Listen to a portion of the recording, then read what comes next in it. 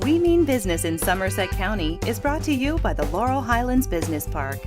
Offering nearly 100 acres of possibility, the Laurel Highlands Business Park is minutes from interstates and highways, providing easy access to regional markets and ports. The Laurel Highlands Business Park is shovel-ready and is in a welcoming, hardworking, and fun community. Contact the Somerset County Economic Development Council to learn more about the Laurel Highlands Business Park.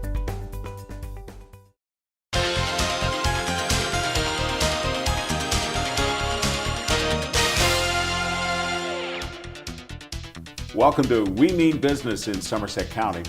I'm Marty Radovanic, and we're happy today to be joined by Karen Remick of the Somerset County Tech Center.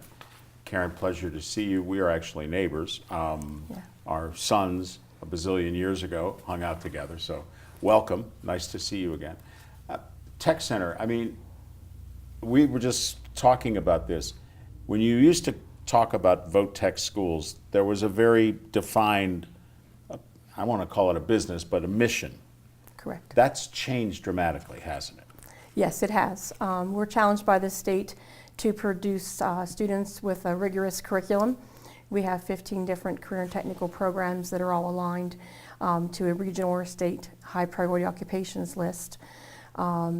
We also offer programs for adult students, secondary students, and trainings for local companies.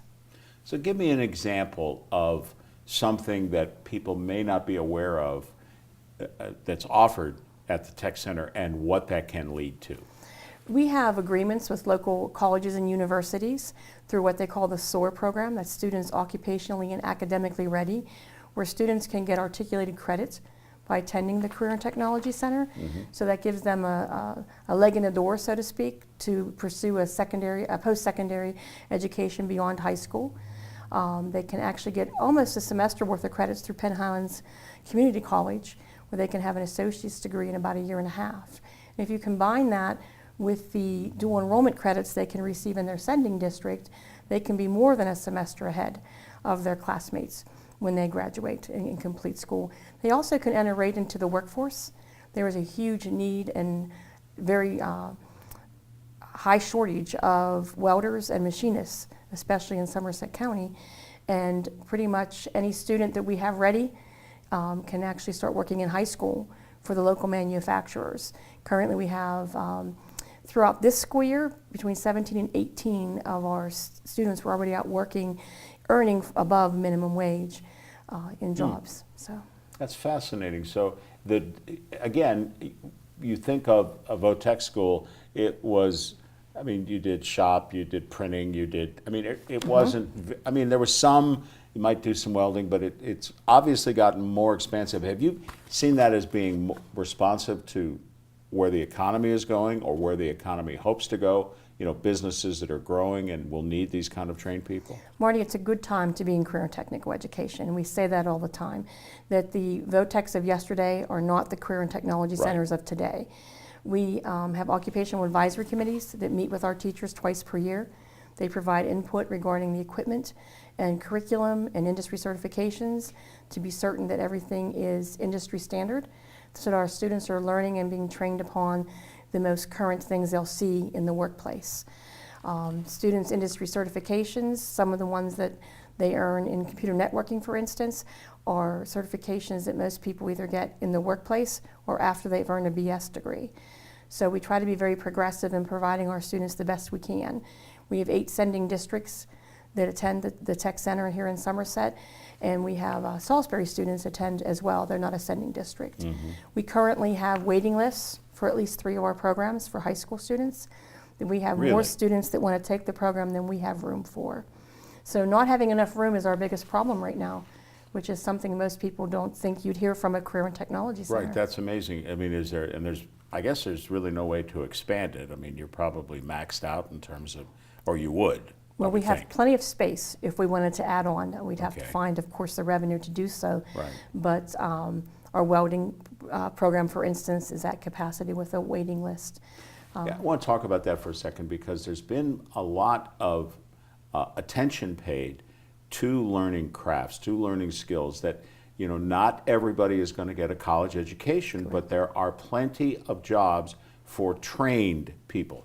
and good jobs. These are not, you know, we're not talking about laborers at minimum wage. That learning a trade, being a skilled laborer, makes you a lot more marketable in today's economy.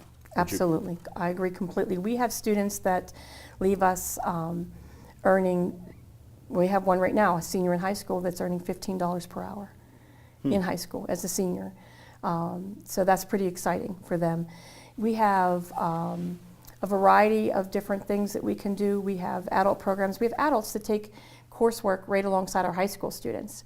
So you may be learning machining in our building as a high school student, and there's a gentleman or a woman sitting next to you earning machining certifications as well. We just had a young woman graduate with NIMS certifications. So those are very important to industry. That's the National Institute of Metalworking Skills. And those lead to apprenticeship programs as well.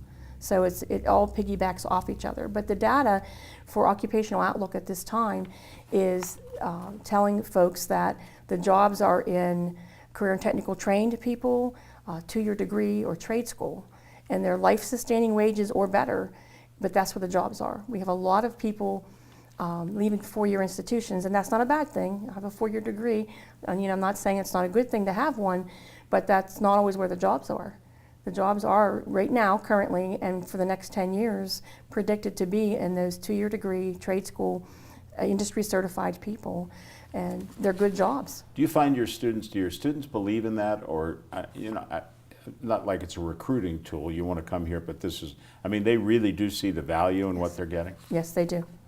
What do you think it means to a community? Okay, lots of towns, lots of counties have, whether they're called VOTEC schools or tech centers or whatever. I mean, I think it's state mandated that Yes, it is. districts have to offer. Correct. So you do the consortium thing where you get X amount of districts that are all together. But what does that mean for the future of growth? Do you think your role in the future of growth, what we're talking about during this series of growing Somerset County? There's plenty of room to grow, but how important is that education? The education that's provided here in the county is crucial to the economic stability of the county. If the employers cannot find the skilled workers that they need to manufacture trucks and trailers and tankers, then those companies will go by the wayside, sadly. I mean, I would predict that won't happen because we work very hard to provide those trained individuals, but it could hamper them from earning even more money by bringing in more contracts. So they need to have a constant flow of qualified people to apply for the jobs. And if people work and earn, of course they spend. So then the restaurants do well, the tax base is good because people buy homes and they stay here and they live in their communities. So it's very important. You don't go skiing if you don't have a job good enough to pay to go skiing. And then, of course, the resort would suffer. So it all piggybacks off one another. So it's very crucial to have that foundation of a strong workforce. Can you envision or can you see in your mind where you'll be as an educational institution in 10 years? In 10 years, I would hope that we'd have at least 2 additional programs that come to mind that would be beneficial to the county once we find room.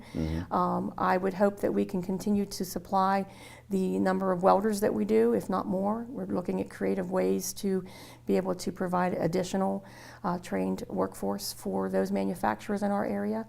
We hope to do things to improve upon our construction programs. Last year, our cooperative education person who puts our students out in the workplace had over 30 openings in Somerset County or very nearby Somerset County that we could not fill because Really? all of our qualified students were already working.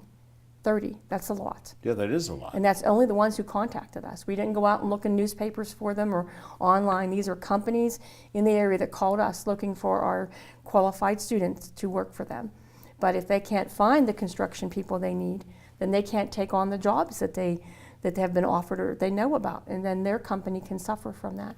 So it's very important that we meet the needs of industry and work closely with them to provide them the workforce that they need. And it's an excellent opportunity for young people to get an education, learn a trade, and stay home. Yes. I mean, get a job and not have to leave. And Correct. that's important to any community. It definitely is. Karen Remick of the Somerset County Tech Center, pleasure to see you this morning. Thanks so much for being a part of this effort, trying to keep Somerset County, which is very vibrant that people don't know.